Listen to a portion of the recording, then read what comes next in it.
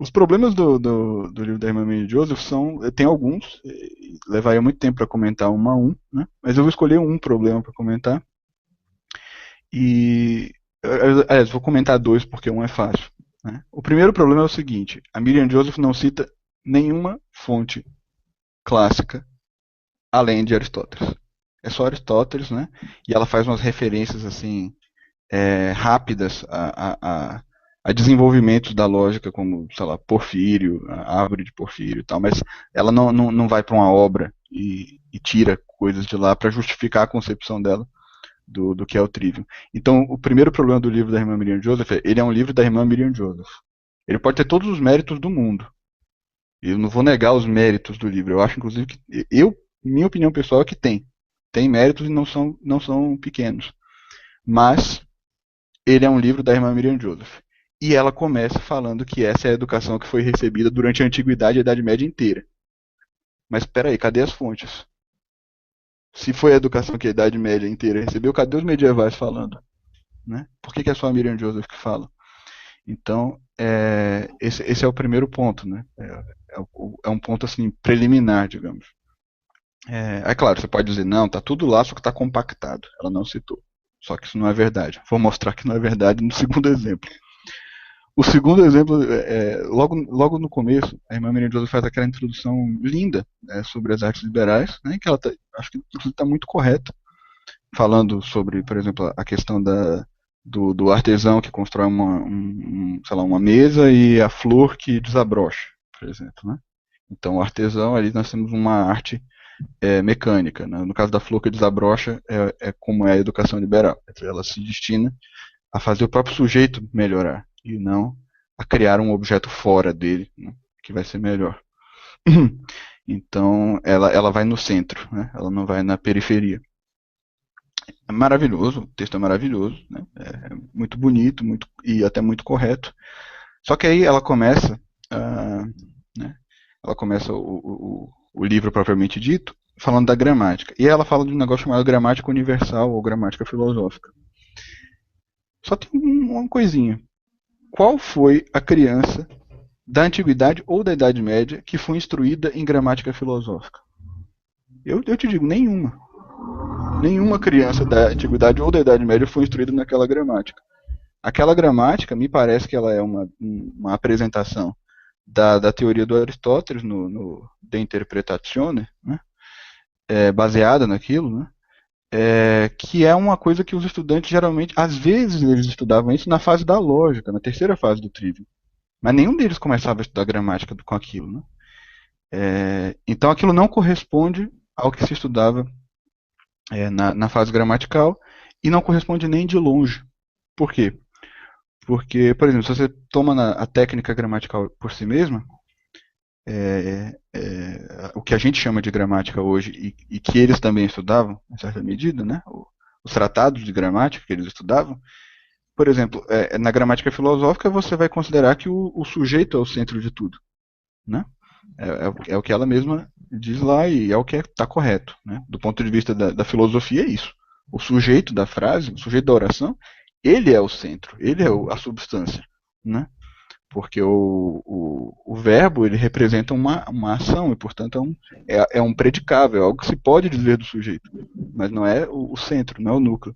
Só que do ponto de vista gramatical, sintático, é o contrário. O verbo é que é o centro da oração.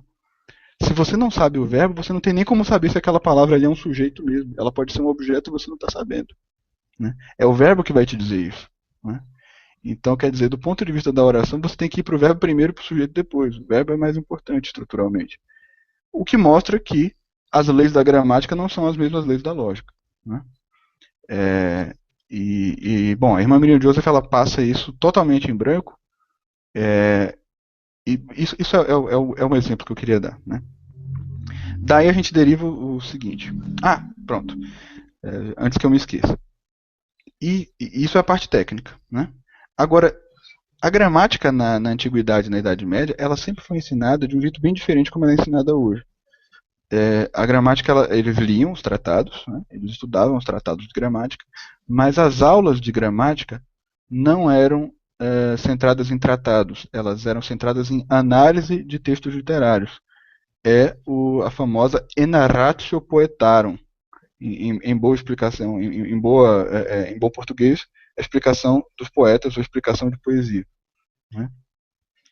Isso era a essência da gramática, é o corpo da gramática, isso. Né? O grosso da gramática era isso. As aulas de gramática eram basicamente o professor lendo poesia e explicando a poesia para os alunos sobre várias camadas, vários aspectos.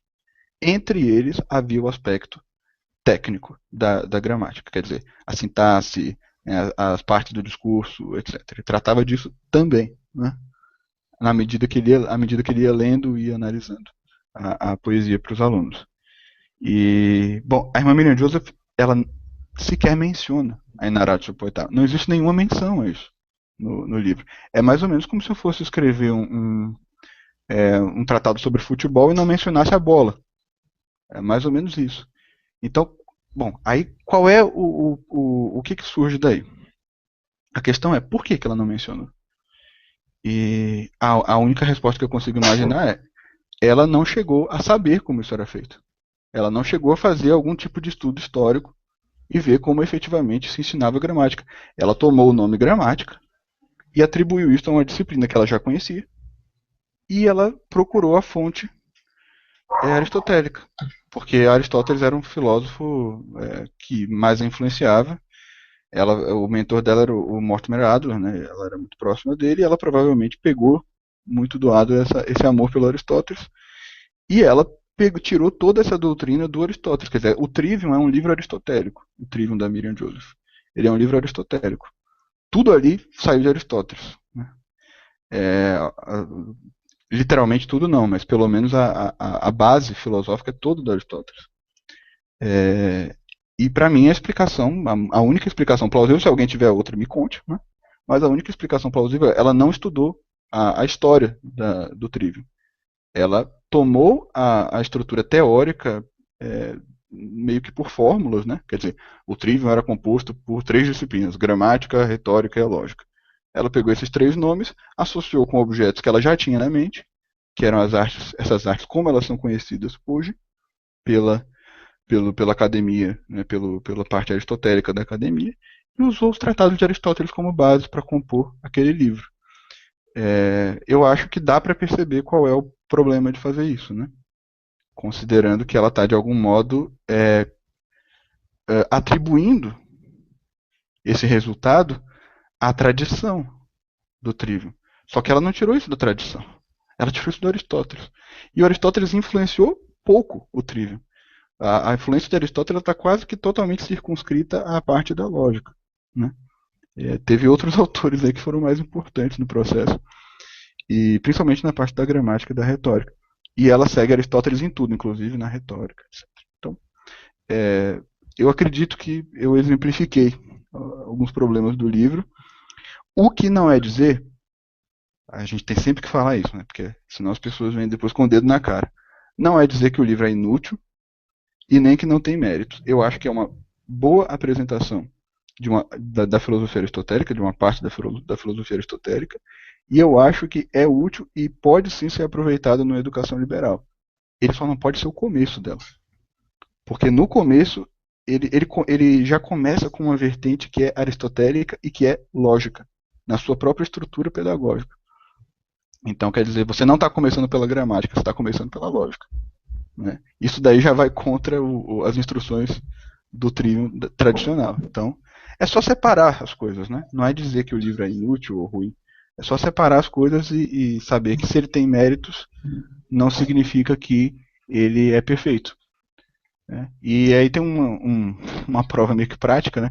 Eu já falei com várias pessoas que tentaram estudar o Trivium por esse livro, todas elas me confessaram que não conseguiram ler o livro inteiro. Né? Que começaram a ler, mas acharam muito árido e não conseguiram continuar. Né? Bom, isso é mais uma amostra de que tem alguma coisa problemática, né, no modo como o livro foi feito.